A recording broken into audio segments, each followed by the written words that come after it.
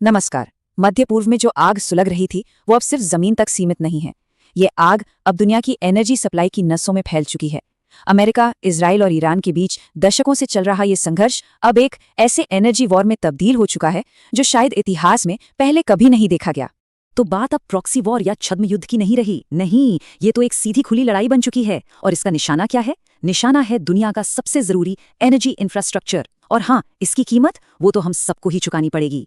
तो सवाल ये उठता है कि आखिर ये तबाही वाला एनर्जी वॉर शुरू हुआ ही क्यों? चलिए आज इसी को समझते हैं। देखेंगे कि ये हमले क्या थे, दांव पर क्या लगा है, इस खेल के खिलाड़ी कौन है और इसका हम पर क्या असर होने वाला है। तो सबसे पहले बात करते हैं उस चिंगारी की जिसने इस पूरी आग को भड़काया है। मतलब वो हमले और जवाबी हमले जिनकी वजह से ये संघर्ष एक खुले एनर्जी वॉर में बदल गया। ये पूरा मामला ना एक बहुत ही खतरनाक एक्शन रिएक्शन चेन जैसा है। देखिए, शुरुआत हुई जब इजराइल ने ईरान के सबसे बड़े गैस फील्ड साउथ पार्स पर हमला किया। लेकिन ईरान वो चुप बैठने वालों में से नहीं है। उसने जो जवाबी कार्रवाई की उसने पूरे खाड़ी क्षेत्र को हिलाकर रख दिया। एक साथ कतर, यूएई और सऊदी अरब के एनर्जी ठिकानों पर हमले कर दिए। और जरा ईरान के टारगेट्स देखिए, ये कोई छोटे मोटे ठिकाने नहीं थे। कतर में दुनिया की सबसे बड़ी गैस फैसिलिटी में से एक रास लफान रिफाइनरी, सऊदी अरब में समरेफ और जुबल पेट्रोकेमिकल कॉम्प्लेक्स, और यूएई में अल हुस्न, बाब और हफ्सान जैसे बड़े बड़े गैस फील्ड्स। मतलब साफ था, ये एक सोची समझी और बहुत बड़े पैमाने पर की गई जवाबी कार्रवाई थी।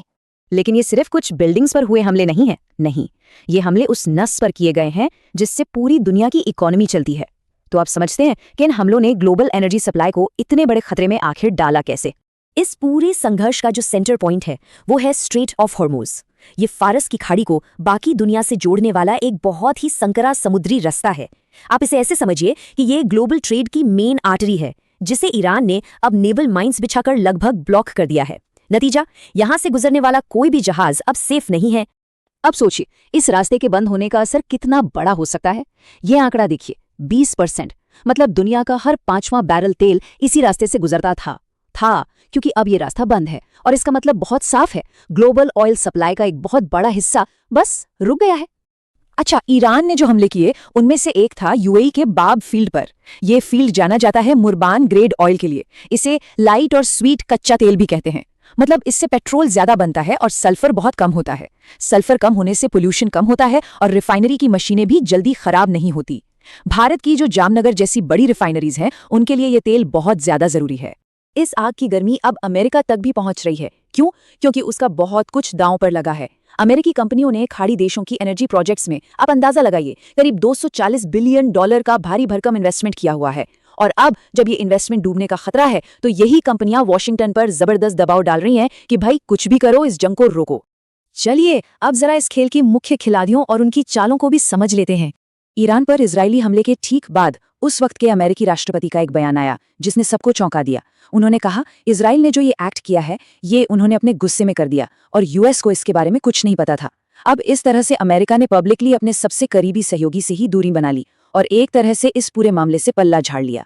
लेकिन यहीं पर एक बहुत बड़ा सवाल खड़ा होता है, क्या ये वाकई मुमकिन है कि इजराइल जैसा इतना करीबी पार्टनर इतना बड़ा ऑपरेशन करे और अमेरिकी इंटेलिजेंस एजेंसीज को कानो कान खबर तक ना हो? ये दावा इस सिचुएशन को और भी ज्यादा कंफ्यूजिंग और खतरनाक बना देता है। दूसरी तरफ इन हमलों का ईरान पर असर बिल्कुल उल्टा हुआ है। ईरान कमजोर होने की बजाय और मजबूत हो गया। अपने लीडर्स की हत्या के बाद वहां का नेतृत्व और ज्यादा कट्टर हो गया है। जो लोग कल तक सड़कों पर सरकार का विरोध कर रहे थे वो भी अब देश के नाम पर, नेशनलिज्म के नाम पर एक साथ आ गए हैं। और सबसे खतरनाक बात, ईरान ने अब इस जियोपॉलिटिकल लड़ाई को इस्लाम के लिए एक धार्मिक युद्ध का रंग देना शुरू कर दिया है। और अब आते हैं उस सवाल पे जो हम सब के लिए सबसे जरूरी है। इस ग्लोबल लड़ाई का भारत पर और हम जैसे आम लोगों पर क्या असर पड़ रहा है? इसका असर सीधा हमारी रोज की जिंदगी पर पड़ रहा है। पेट्रोल, डीजल और एलपीजी सिलेंडर की कीमतें आसमान छू रही हैं। जामनगर जैसी बड़ी बड़ी रिफाइनरीज तक कच्चे तेल की सप्लाई में दिक्कत आ रही है। बात यहीं खत्म नहीं होती, हमारे किसानों को भी नुकसान हो रहा है क्योंकि मिडल ईस्ट जाने वाले फल और सब्जियों का एक्सपोर्ट एकदम ठप हो गया है।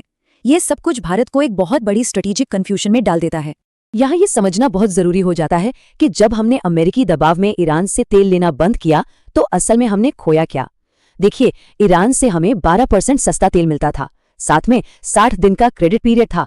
मतलब आराम से तेल बेचकर पैसा चुकाओ। और सबसे बड़ी बात, पेमेंट होती थी रुपए में, यानी डॉलर पर हमारी डिपेंडेंसी कम थी। ये सारे फायदे चले गए और ऐसा पहली बार नहीं हुआ है। याद कीजिए, Iran Pakistan India gas pipeline का प्रोजेक्ट, जिससे भारत को सीधे नेचुरल गैस मिल सकती थी, उस प्रोजेक्ट को भी अमेरिकी दबाव की वजह से ही कैंसिल करना पड़ा था। इससे पता चलता है कि कैसे बाहरी दबावों ने हमेशा हमारी एनर्जी सिक्योरिटी को नुकसान पहुंचाया है। आखिर में ये पूरा संघर्ष एक बहुत बड़ा सवाल छोड़कर जाता है। जब भी बड़ी शक्तियां अपनी जियोपॉलिटिकल शतरंज की बिसात बिछाती हैं, तो क्या इसकी कीमत हमेशा आम लोगों को ही चुकानी पड़ती है, अपनी जेब से और अपनी सुरक्षा से? इस एनर्जी वॉर का अंजाम चाहे जो भी हो, इसका असर हम सब पर पड़ रहा है और इस पर सोचना बहुत जरूरी है।